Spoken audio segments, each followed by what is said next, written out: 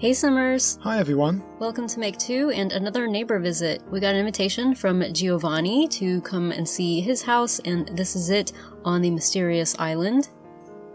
As you can see, it's pretty massive. Yeah, this is a really big, really roomy house/mansion. It's got a number of different elements in this place which I think make it interesting.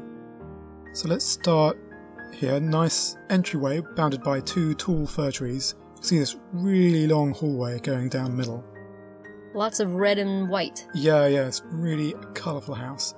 And this, I think, is the first room we come to, is a really interesting one. This is a classroom, right by the edge on the first floor, with two desks for preteens. Yeah. So I think maybe this is a house for a couple of kids who are homeschooled. I don't think it's a school, because I see the reindeer. But I do think probably these kids are homeschooled, so there's a place where they can do their lessons while at home. Cool. Moving on down the corridor this side, you have the dining room.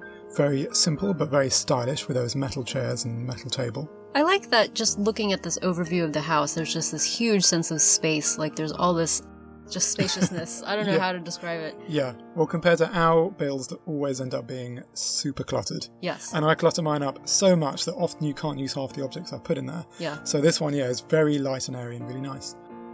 So let's go down right to the end here, and there's a doorway to the left, which is a way to get into the yard at the back. And this is called just a massive wraparound kitchen, but not in its own room, it's open plan, which leads all the way over to the living room side. I really like how Giovanni's had the living room and kitchen together, and then you have the more formal dining room set apart. Yeah. So just this is the place where everyone hangs out for most of the time, maybe even eats their dinners around the TV as a family, whatever.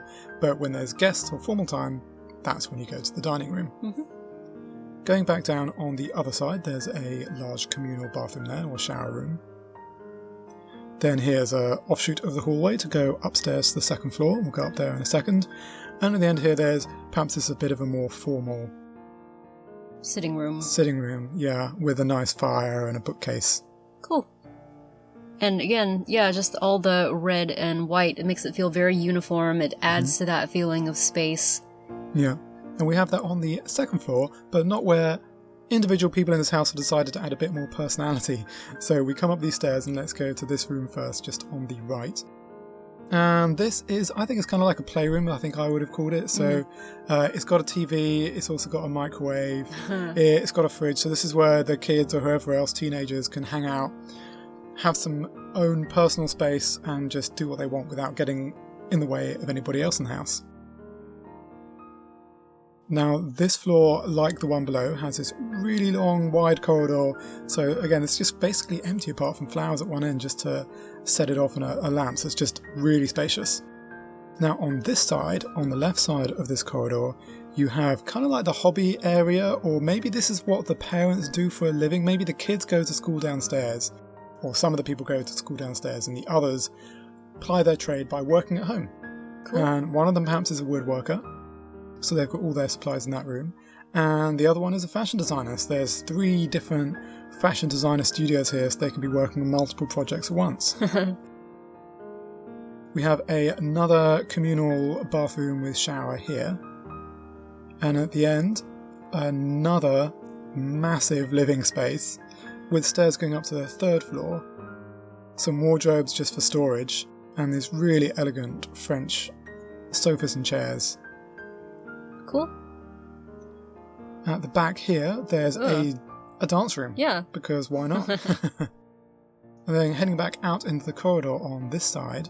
Another kitchen and dining space. Yes, this is maybe, just a little smaller, cozier area. And here there's also some stairs going up to the 3rd floor. That's from the playroom, yeah. So let's go up these stairs while we're here. And that takes us straight up into the owner of the playroom. And that is obviously a teenager. That's really fancy. What a lucky kid. Yeah. He gets his own little space downstairs and his own private staircase. Exactly. That has an ensuite. Now we're into another long corridor to divide up the space. So again, a sense of uniformity in the design as well as the colour scheme. Up here we have another sort of hobby area. This is an artist studio.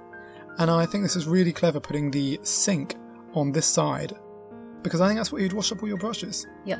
You'd store paints in these drawers and you'd wash your brushes in the sink.